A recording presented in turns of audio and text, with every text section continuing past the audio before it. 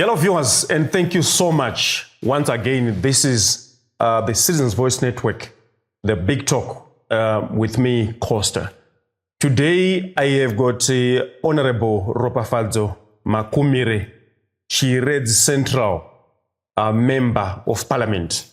We want to discuss a number of things, which include, obviously, the topical issue, the CAB3, the social services, the health issues, the welfare of nurses, fuel price hike, and as well as understanding how he is working in Chiredzi. Honorable, welcome to the Big Talk. Thank you very much, Costa, for having me in this program. Thanks for the invitation. I'm delighted to be here. Fantastic. Let's start by you letting our viewers know. I understand people like me started knowing you or following you when you started making all those consistent, meaningful contributions in Parliament. Who is Hon Makumire? Hon Makumire is a young and energetic political leader who has joined active politics in 2018 when I contested as a councillor in Chiredzi Town Council. I contested as an independent councillor and I won the election and I got elected as the deputy chairperson of Chiredzi Town Council. And I decided to join the opposition movement led by President Nelson Chamisa. That was in 2019. I joined the MDC Alliance before it was ruined by other actors. So that's how I joined politics. And then when the CCC was formed, we were part of the pioneering members of the Citizen Coalition for Change, which was then led by President Nelson Chamisa. We were given an opportunity to stand as candidates. I participated through the internal processes and I emerged the people's favorite. And then we went on to the general elections and I won resoundingly. And that's how I got into Parliament. And what has driven us to be in active politics is that if we don't participate as young people, if we don't participate, we'll end up being governed by the inferior. We'll end up being governed by people who don't care about the future of the young people. So I joined the politics to represent the aspiration of the young, to represent the aspiration of the youth voices in Zimbabwe. So this is Hon Makumire, and professionally I am a town planner. Yeah, I've got vast experience in town planning. I started practicing in 2016 to date. So, and I'm a holder of a BSc in Rural and Urban Planning from the University of Zimbabwe, and I did my Master of Urban Design with the NUST, and I'm also a Mandela Washington Fellow, the class of 2021, and this is Makumire. That's fantastic, but I think the large part of your profile really speaks about a political career. Can you just tell us maybe the social life which you are comfortable with? Do you play football? Which team do you support? What do you do in your spare time and so on? I'm a footballer, not by profession, but occasionally I play social soccer, and in each and every game that I play, I always score. So I'm a good bowler. It's a talent that I didn't manage to cultivate, but maybe I was supposed to be playing for the national team by now. Or even in Manchester City. Yeah, it's very possible. And Man City is my favorite team, and we're hopeful that we are going to win the EPL. Yes. Okay, fantastic, Honorable. Let's get into the typical day in the life of a member of a parliament. What does it look like? The life of a member of parliament has got three legs. It's either you're in parliament, you're in the constituents doing constituents work, or you are attending to the immediate needs of your people, the people that you represent. So when in parliament, I always try and make sure that in each and every session, I hold the executive to account. I become the voice of the people that I left home. I become that person who carries the burdens and issues, concerns of our people to parliament. It's only that parliament does not have adequate space to accommodate everyone. Our people were supposed to be coming to parliament with their issues, but it's not feasible. That's why we have got members of parliament across the 210 constituencies to carry the issues of the people in our constituencies. So I always make sure that every day, in every session, the voices of the people of Chile Central are represented. And when we are not in parliament, we are in the constituents doing consultations, conversing with the community, getting to understand the issues that are coming from the constituents.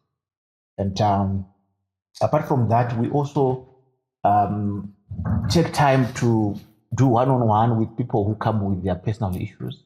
Maybe kumba kuna chikafu munantongofunga wandikanda kwa MP pang'ondo kuno uyanechi nikasaga ke umfu mwantu yaitochema nyaya yemafizi, mwantu yaitochema nyaya yekurwarirwa, munoda kubatsirwa nemishonga. So this is the MP for you. That's the life of members of parliament. And how do you respond to such requests?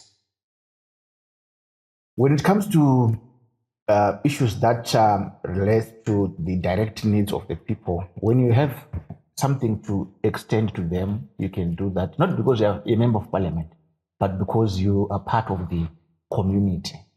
What is expected of you, yes. humanity? Most of these issues are coming from a perspective or a point of view that our social safety nets are broken down and the healthcare system is down, the education system is not getting adequate funding. If you look at how BIM is performing, no longer paying fees for the vulnerable learners, and that gap is now being covered by members of parliament, members of the community, and the burden is too much to the deployee or to the public office holder. And we do not have enough resources to cater for each and everyone's need. That is what the government is supposed to cover, but it's not happening. So you only deal with this on a case by case. You look at the severity and the gravity of the case. So that's how we then respond. But it's not always that you have something to extend to the people that come requesting for assistance. And in terms of if you're going to put it maybe in a hierarchy or on a scale, what is the most thing that is troubling people in Chiredzi if you're engaging them? What are they saying? The most pressing issue is with regards to the current state of our healthcare system. The people are going to the hospital, they won't find medication. The hospital beds, they do not have blankets. There is no adequate running water, and even the food that is being served in this hospital. It's not something that must be consumed by someone who is trying to recover from an ailment. So that alone tells you that your chances of recovering from your ailment, your sickness, will be very, very slim. And if you look at the morale of the nurses and doctors, the health workers are not motivated. The maternal wings, some of the women, they are giving birth on the floor, and they are requested to bring their own scan. And recently I had some conversations with mothers in my constituency during the Mother's Day. They were complaining that we are requested to bring our scan and we do not have money to pay for all those scans. Scan for what? For their pregnancy. For their pregnancies. Yes. Okay. So these are the most critical issues that are being raised in our community. And I think what comes after this is the level of unemployment. Yes, our young people are jobless. Most of them, they are educated, they went to universities and they are qualified, but they are not employed. So most of them, they are in the streets selling airtime, they are in the streets selling tomatoes and vegetables. So these are the most pressing issues that are being raised by the people in our constituency. And in as far as your responsibilities as an MP are concerned, what have you covered? How have you responded? In terms of the healthcare crisis, I've raised a motion in Parliament to implore the government to declare the health situation as a public health emergency, so that we can mobilize resources locally and international. We pool resources to fund our healthcare system so that our people can get relief. Look at the elder. I had a meeting which was blocked by the police about three weeks ago when I was celebrating my birthday. I always use this time to have conversations with the elderly, those 65 and above, to discuss about the issues that affect them. And they were saying, we expect the government to assist us with medication for the chronic diseases that mainly affect the elderly. BP, sugar diabetes, and other diseases. So they were saying, we go to the hospitals, we won't find anything. So I raised this motion so that we can have resources going towards mobilizing resources for those chronic diseases, mobilizing resources for cancer treatment equipment. And the motion was received with mixed emotions. Some were saying, no, it's not necessary, and others were saying, no, this is the situation that our people are experiencing back in our constituencies. And even in the question and answer session, we always ask the Minister of Health, how far have we gone in the procurement of cancer machines? In 2024, the government had raised more than 30 million United States dollars, and that was supposed to procure 5 cancer machines according to the report that was given in Parliament by the Minister of Health. But to date, only 2 machines have been purchased, and that was in 2024. In 2025, if we can work with that trend, maybe we were supposed to have collected around 70 million. And how was that money? And we are only told that this year they've managed to procure only two cancer machines, one for Pari and another one for Mpilo. So where are the other machines? Where has that money gone? And given such responses and the challenge that you're highlighting, what would you say in terms of the political will to respond to these issues that are affecting your people in Chile Central? There is no, what we lack is Zimbabwe is not the resources. We have the man, we have the means. What's lacking is the political will. Why am I saying so? You have a disaster that is looming. Every day, there are a lot of people that are dying of cancer. And we have the money, we have collected more than 30 million. And it takes you 2 years to procure these cancer machines. You have the money, but you are not buying the machines. So it shows that there is no political will to have things done. Or else the funds are being diverted to some other needs and not the prescribed purpose of the sugar tax. By now, we should have more than 10 cancer machines. Each and every province by now. It was supposed to be finished with a cancer machine. And our people were supposed to get treatment. And by now, we shouldn't be sending people to India for cancer treatment. Was the money that you spent for the airfares and accommodation. It's too much. That could have gone towards meeting the basic needs of those who are suffering from this chronic disease. So what's lacking now is the political will. Atina edu hanya neshungu dzekuti zvinhu zvinake, but we have got the means. We have got the money. Uri kufana nenzara but mari utori nayo. So our people are suffering, my resources aripo.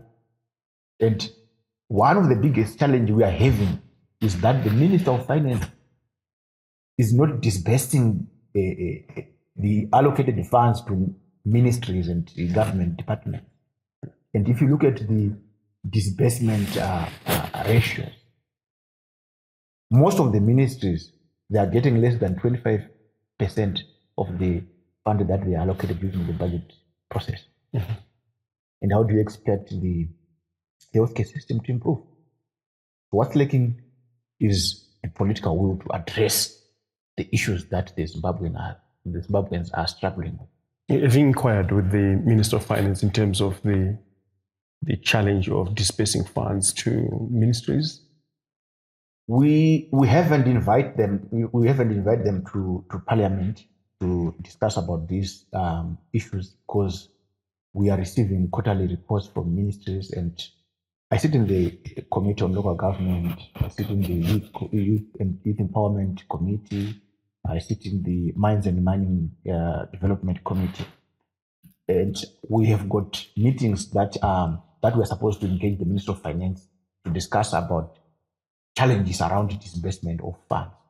But in Parliament, we had an issue that we raised about the lack of stationery and resources for use by the Department of the Registrar General, where the whole country was struggling to have birth certificates, national IDs.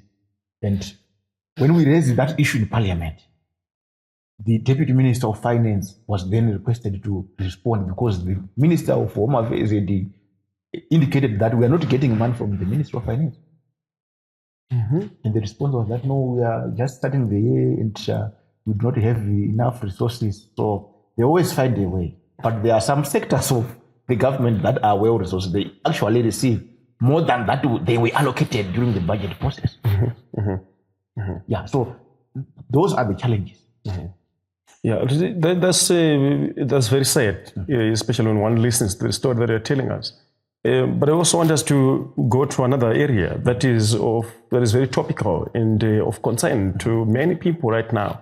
What are people from your constituency saying about the Constitutional Amendment Bill number 3? What do they say? The CAB3 is the thorn in many people's flesh. This thing is not a national project. It's a project for the few, a project for the elite. You know, a constitution is a national covenant where people feel part of it. They feel we are part of the deal. So the 2013 constitution, the current one that we have, was a result of the national consensus. The people agreed that this is what we want. But the case is now different with this CAB3. If you see the common people that are supporting this thing, it's not because it's their own will. It's either by caution or they've been enticed to support it. But in their right sense, no one will support this thing. So the people in our constituents are saying, we are not part of this. This is not the direction we want to take as a country. And people are raising concerns that this CAB3 can threaten constitutionalism, it threatens democracy in this country, it threatens the confidence that the people have in public institutions, it threatens the independence of the judiciary, it threatens even the electoral processes in this country. So those are the concerns of the people. And the people are saying, no, when we elect you in parliament, in local government, even as the president of the country, we have given you a contract. We've signed a contract that you are going to save us for the next 5 years. 5 years. Mm-hmm. If you want your contract to be renewed, come back. You come back to us. a contract is renewed through the elections. So the people are saying, you have betrayed us as the people we have elected. So they are hopeful that we are going to stand for them in parliament to represent their aspirations and their thoughts on this bill. So they are saying 5 years. 5 years is enough for us to then make a decision to say this has been a faithful servant or an unfaithful servant. If you have been a faithful servant, your contract is renewed. But if you haven't been a faithful servant, then your contract is terminated. Another person is given an opportunity to represent the people. Mind you, there are a lot of competent and capable people out there who can represent better than I do. So the people are saying, we've given you 5 years. What you're trying to do now is something that is not part of the contract. But it is what it is. But our position is very clear. What the people say is what we will do, no matter the outcome. And that bill has, I think, more than 10 clauses. Which one is not sitting with them well the most? The extension of our term of office from 5 to 7 years. Okay. Yes, and then they feel proud if they participate in the direct presidential elections. They want to elect the president. They want to be involved. They have got that pride to say, we need president, that's what these people want. And if this bill passes, we are going to experience serious apart in terms of the voting, in terms of elections in this country. Because people, they care much about the president. For the MPs, it's okay. They feel part of the process and they want someone who can take their issues to parliament. It's fine. Then at a local level, they want a councillor who is accessible to them, who can take their issues to council. But what is most important to our people is voting for the president. Because, you know, when things go wrong, they don't start at a local level. When they start at a national level. Mm-hmm. So in terms of the hierarchy of the people that are voted in office in Zimbabwe, they expect that if we elect the president of our choice, this person is going to address our concerns. This person is going to address the issues of unemployment, economic crisis we are having, healthcare issues, basic education. So when they participate in elections, they are voting for someone whom they have confidence that this person is going to address our issues. Mm-hmm. So if you take that right from the people, it means they will not find elections as a way to address socio-economic and political concerns in this country. Let's look at the parliamentary system that they want to introduce, you enjoying the privilege to vote for the president. What is the issue from the citizens, from the people in your constituency, in terms of pretty much you, Honorable, getting to a point where you are voting to extend your term? How much do they trust and have confidence in you that you will stand with them when this extension is naturally and obviously going to benefit you? This does not, in as much as the people in my constituents love me, they love me. They don't need what constituents. But in one way, the political side across the divide. Across the divide. A likable person. And those is what Babylon Nondida, Marita Nondida. Then we see our constituents want to mirror. Those are the support that they give me in our programs and even the feedback that I get on my personal phone. Mm-hmm. Yes. So people from the other political side, they call me to appreciate the work we are doing in parliament. And I don't take that for granted. But what they don't like is for me to extend the term for myself. They're saying it's something that is beyond your jurisdiction. If that is going to happen, so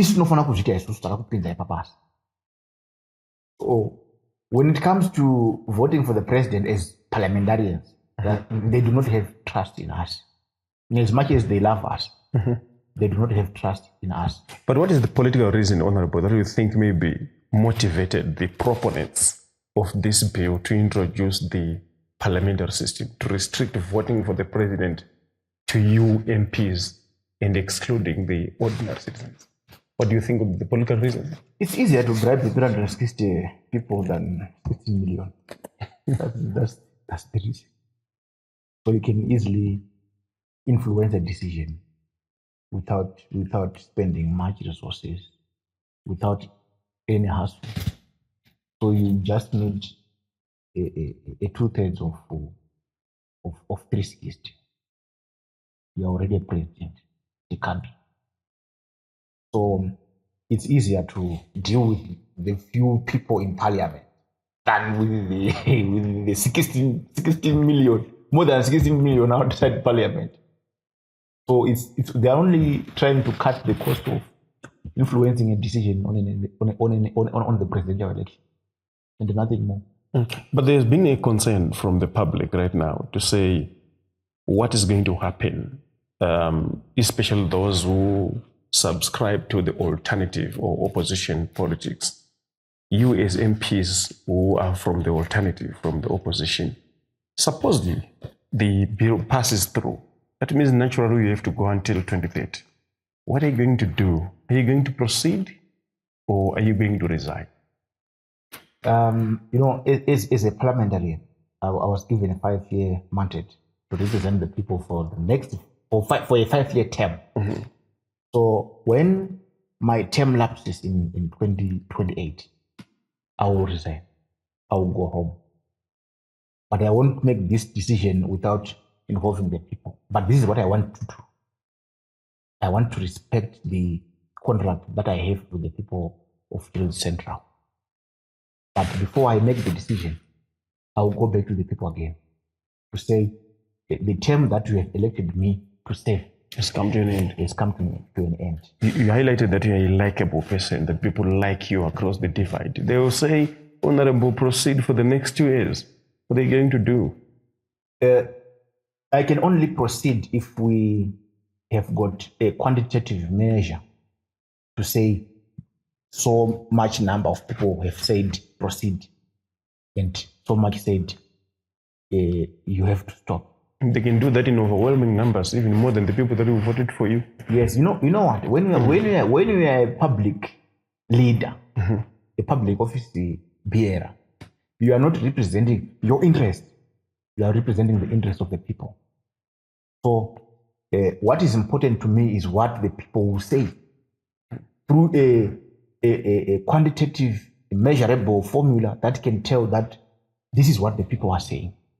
I can't just wake up and say I've resigned from parliament because the term has come to an end. Because I'm not there to represent myself. Yes, I have got my own instincts and I can also have my own reasons. If the reason is personal, it's okay. But if that reason has got a bearing on the people that we represent, then it doesn't necessarily need to have what you think that carries the day, but what the people think about you. So it's different from a decision that you can make when you are resigning from a job that you applied, submitting your CVs and qualifications. You can unilaterally make a decision. I'm asking you this because you are counted among the honorable people, the people that who are thought to be perceived to be very principled. But we also want to hear what are the conversations from your fellow MPs. You're not just speaking on behalf of the party, but you're having conversations with your fellow MPs from the alternative. What is coming out? What are they saying? The majority of the MPs from the alternative, they are against this bill, and they are promising to stand with the people. And I think if you are going to be following debate in Parliament, you are going to confirm this, that indeed we still have people who represent the people who are still believing in the principles of democracy. Of course, we have got some other parliamentarians that we were with when we joined, when we get in Parliament in 2023. Some of them, they will not oppose this bill. They will definitely support it for their own reasons, but the majority are against it, and they will stand with the people. And even in Zambia, there are a lot of MPs that are going to oppose this. Yeah. Does standing with people mean that they are pledging to resign? What if people are saying continue? Is the alternative also going to go with that position? Standing with the people is following the direction that the people want you to go. Doing what the people want you to do. If the people say resign, you must resign. If the people say continue, you must continue.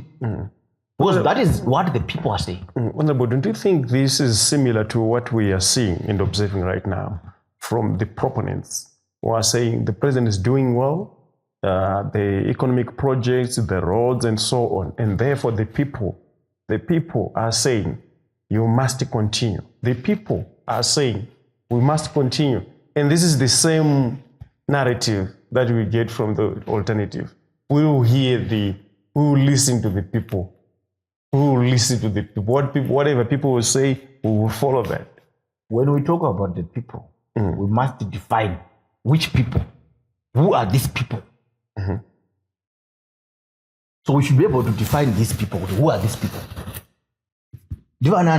Continue. So this case is a bit different from what the incumbent is trying to do. When we say the people are saying, there should be a measurable variable, a quantifiable variable that we use to say the people have said this. And that is a referendum. If through a referendum the people say continue, then we must follow that, because that is what the people are saying. But we can't measure that with the public hearings that were held by Parliament. It's not enough. It doesn't reflect the symbol is not enough to represent the country. So there should be a system that defines the people. So, and in this case, we have got a constitution that has got provisions that you must serve for 2 terms. But for an MP now, there are no limits.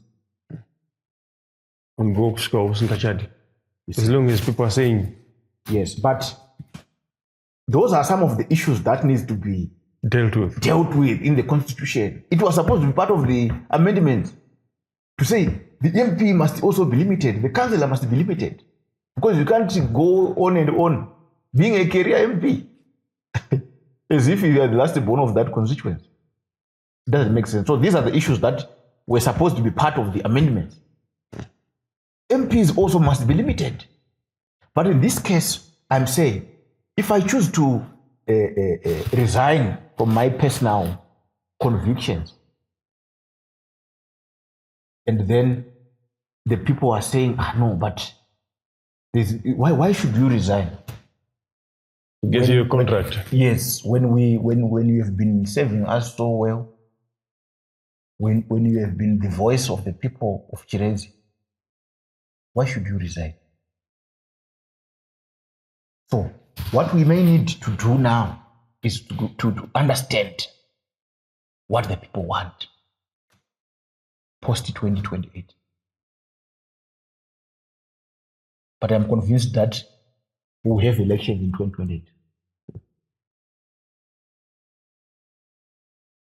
But what do you think, maybe, this is the last question in terms of the CAB3, what are the future repercussions that Zimbabwe can suffer with this amendment if it succeeds and is effected? We are likely going to have problems around elections in Zimbabwe. We are likely going to experience the same problems we are seeing today. In fact, they are going to worsen. the hospitals, the clinics, they will close if we continue with the current establishment. If the people cannot change the public office bearers in the shortest possible time, I'm talking of the 5-year term. If it's now 7 years, the term is extended. It means you're extending the problems that you are currently facing. You're extending poverty. You are extending unemployment. You are extending kushayikwa kwemishonga muchipatara. You are extending kubiwa kwemari. Looting will continue. Minerals will continue to leak. We are losing billions of dollars in mineral leakage. So, the problems will continue. It will worsen. So, elections are a stopgap measure. They come to block continuity of problems. They come to stop continuity of looting. Giving opportunity to fresh minds. Yes. That's what elections do. So, if we extend the term, we are extending the problem. We are extending the poverty. So, this is what it means in simple terms. Fantastic, Honorable. We have heard your side. Let's look at the issue of fuel in this country. I recently drove from Tanzania, Zambia, coming into Zimbabwe, and I can tell you that fuel is cheaper in Tanzania, is even cheaper in Zambia, but it's very expensive here in Zimbabwe. As an MP, as a parliamentarian, have you explored the reasons behind this misnomer in terms of the expensive fuel in our country? We have always raised these issues in Parliament, seeking answers from the Minister of Energy, Minister of Finance, to tell us why is it that our fuel is more expensive than in other countries in the region. They haven't been satisfying responses to this issue. And if you look at those involved in the fuel dealings in this country, and their position, their influence in terms of decision making in this country, you get the answer. So our problems are not, yes, fuel prices, they are expected to shift because of the geopolitical tensions happening in the Middle East. In each and every country, there have been some shifts, but they are reasonable. But our case is exceptional. The change is too much. The hike is too much. That only happens when your fuel distribution is being handled by cartels. What do you mean? I mean what I've said. No, please explain. No, when there are fuel cartels, they control the prices. They control supply of the precious commodity. And what happens is that the fuel that is coming from the Middle East is reduced in terms of quantities, and there are reserves that are currently being used in the country. So that kind of a situation then tells those who are at the peak or at the helm of the distribution system to then decide the price. Understand? So there are some cartels that are running the fuel business in this country, and those are the people that are causing this untold suffering. Master Wonders. Okay. So when you interact or when you inquire from those responsible, the Energy Minister, Minister of Finance, you're not satisfied by their responses. What is the alternative now for the people, or in terms even for the economy itself? Because the response, I'm sure you have seen the hikes in Makombi, and this has been a cutting across goods and services. People responding, giving that reason to say no, prices have gone up and so on. Challenge ya taita ndiye kuti vanhu vatutaone zvava vanhu vari kusponsor the extension of the term, vanhu vari kusponsor the incumbent kuti itoramba iripo.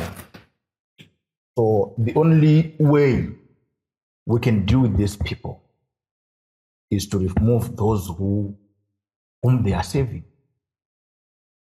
Tikangodaro tapedza kundoedesa. Muda kubvisa chikateo here kana kuti vari kusevha nekateo muri kuti kubvisa kateo haibvisike zvekumhanya. Bozi vanoshandirwa nekateo vanofana kubva ivo, ndo vanofana kubva. Vanofanirwa nekateo vakabva, kateo yatobva. And that can only be done nesarudzo. But capacity vanenge vanayo kavanogona kungofunda the next person. Hazvina kuchipa sekudaro, hazviitike sekudaro. Nokuti iko zvinezvi chiri kuita kuti nyaya idzi dzinetsetse. Mukuru wenyika chaiyo chaiyo makamunzwa achitaura achiti inini 2028 ndokuita sei? Tinozorora. Ndo zvitori mumwoyo make izvozvo. But kune vanhu vanenge vari murutivi rwake vanenge vakamukomba, vanenge vachiryawo nokuti mukuru ndiwo uripo panzvimbo. Kune vanenge vachitoryawo. Saka ivavo ndo vanenge vachiti mukuru akaenda hatichatorya, patoshata. So those are the people that we are dealing with as Zimbabweans. Asi kuchikomo kune muchidyawo. Kunoryiwe kuchikomo. Ndo zvinotonzi kwanzi kuchikomo kunoryiwe. Hakuna chinoryiwa. Nekuti ungatoti ngatirambe takabairira. After all, it's not about chauri kurya kana kuti chausiri kudya. It's about the people that put you in that particular office. Tikangotanga kutotaura kuti kwaryiwa, kwazodini, kune nzara, kwatodini, hazvatoshata. It's not about eating. It's about saving. But what do you think is the solution maybe to the challenge that we are facing right now in terms of the fuel prices? I think we must liberalize those who are in the distribution or in the supply of fuel. We must liberalize that sector. So many players must be involved. Currently, they have opened imports of fuel to come into the country, but that hasn't addressed the challenge.